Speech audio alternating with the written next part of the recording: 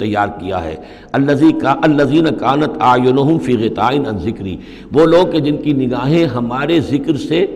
کوری ہو چکی تھیں، پردہ پڑا ہوا تھا ان پر، ہم یاد نہیں تھے، بس دنیا سامنے تھی، مسبب الاسباب کو بھول گئے تھے، اسباب پر سارا بھروسہ تھا، مادی اسباب و وسائل، مادی نعمتیں، مادی مال و اسباب، مادی چیزیں جو ہیں، یہیں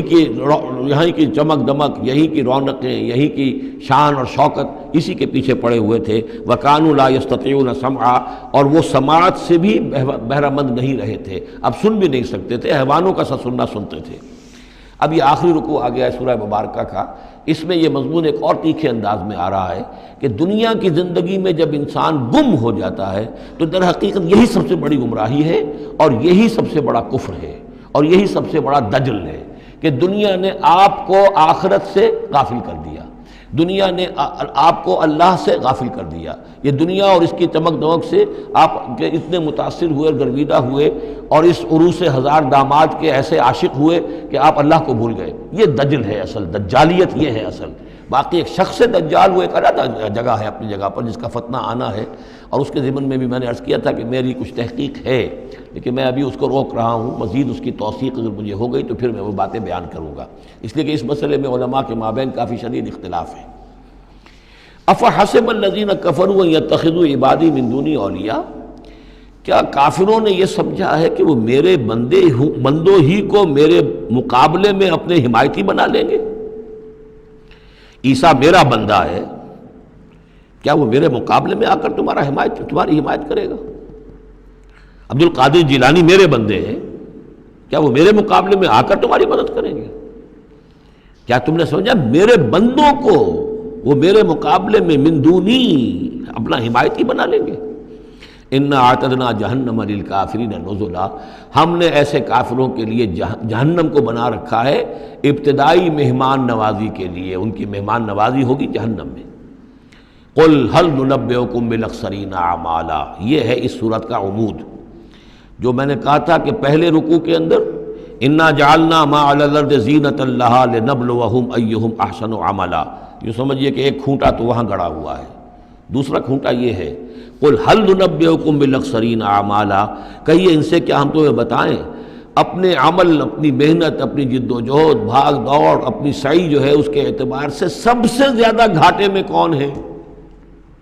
محنت تو ہر ایک کر رہا ہے، جیسے کہ حضور نے فرمایا کلو نفس یغدو فبائع نفسہ،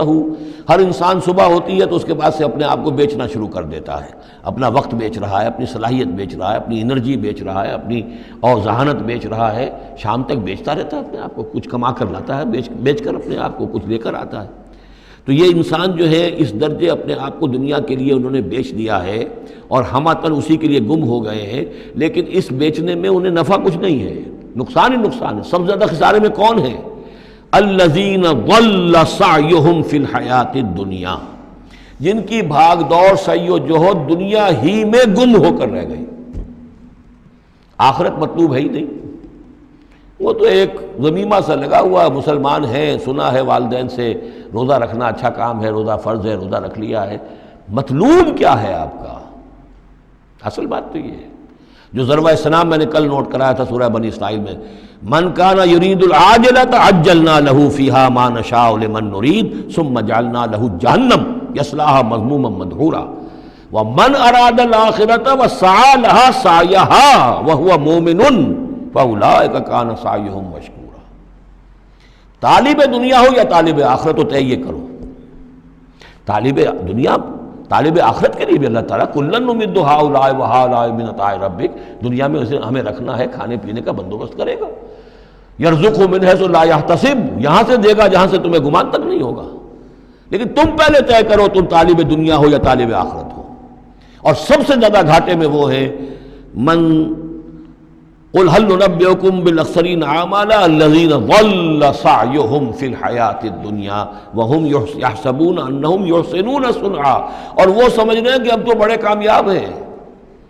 میری ایک فیکٹری تھی اب میرے 3 مل لگ چکے ہیں، میں نے فلاں یہ تھا میں نے اب اتنی جائیداد بنا لی ہے، میرے اتنے ایسٹس تھے، اور سال بسال گنتی کر کے ہم تو کامیاب ہو رہے ہیں۔ وہ سمجھتے ہیں کہ ہم کامیاب ہیں، ہماری محنتیں برابر ہو رہی ہیں، ہماری یہ دن رات کی کوشش جو ہے وہ نتیجہ خیز ہو رہی ہے۔ اولئک الذین کفروا بآیات ربہم، یہ وہ لوگ ہیں جنہوں نے اپنے رب کی آیات کا انکار کیا، چاہے کہتے ہوں کہ ہم اللہ کو مانتے ہیں، قرآن کو مانتے ہیں، لیکن حقیقتاً اگر طالب دنیا ہے تو گویا کہ وہ اللہ کی آیات کا انکار کر رہا ہے۔ اللہ تو کہتا ہے اصل زندگی وہ ہے، وَإِنَّ دَارَ الْآخِرَةَ لَهِيَ الْحَيَوَانُ، تم اصل زندگی اس کو سمجھے بیٹھے ہو، تو تم نے کہا اللہ کی بات کی تصدیق کی، تم نے تو اللہ کی بات کو جھٹلایا ہے۔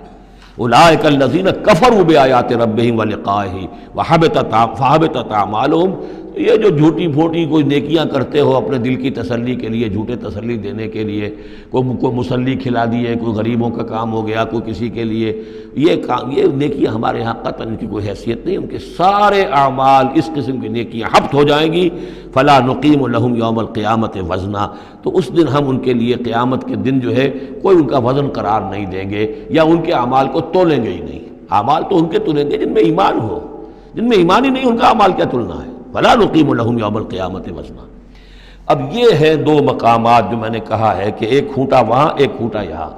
اسی لیے ابتدائی آیتیں اور آخری آیتیں سورہ کہف کی، خاص طور پہ دجالی فتنے سے محفوظ رہنے کے لیے ان کو یاد رکھا جائے، ان کو پڑھا جائے، اور یہ کہ اللہ توفیق دے تو ہر جمعے کو سورہ کہف کی تلاوت کی جائے۔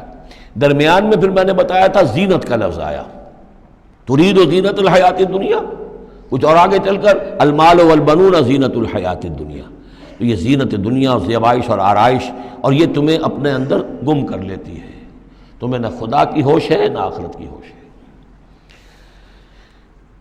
ذالک جزاؤہم جہنم، یہ وہ لوگ ہیں کہ جن کا بدلہ جہنم ہے، بما کفروا، بسبب اس کے کہ انہوں نے کفر کیا، واتخذوا آیاتی ورسلی ہزوا، اور انہوں نے میری آیات اور میرے رسولوں کو ٹھٹھا سمجھ لیا۔ رسول آ کر یہ کہہ رہے ہیں کہ اصل زندگی وہ ہے، یہ سمجھتے نہیں یہ ہے۔ مان لیا ہوگی آخرت، چلو دیکھا جائے گا، کچھ نہ کچھ تو ہے نا، کچھ نیکیاں بھی ہم نے کر رکھی ہیں، اور کچھ بہرحال ہمارے بچانے والے بھی ہیں، ہم سب بھی جو ہیں آخر حضور نے شفاعت ہماری کری دینی ہے۔ جیسے یہودی کہتے تھے کہ ہم تو یہودی ہیں، تو ہم تو اللہ کے بیٹوں کے مانند ہیں، چہیتے ہیں، لاڈلے ہیں۔ اب وہ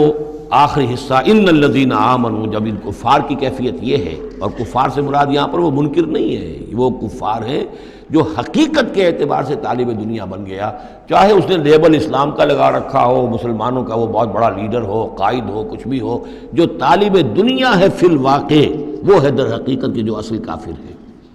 جس کو کہ ایک بزرگ کا قول جو ہے بہت عرصے بعد آج مجھے یاد آیا ہے کہ جو دم غافل سو دم کافر۔ اسی طرح جو شخص طالب دنیا ہے حقیقت میں وہ کافر ہے۔ قانوناً وہ مسلمان ہوگا، مسلمان ہو، مسلمانوں کا لیڈر ہو، وہ پیر ہو، وہ کوئی بڑا عالم ہو، کچھ بھی ہو، لیکن طالب دنیا، اصل طالب دنیا کا ہے یا آخرت کا، یہ طے کرنے والی بات ہے۔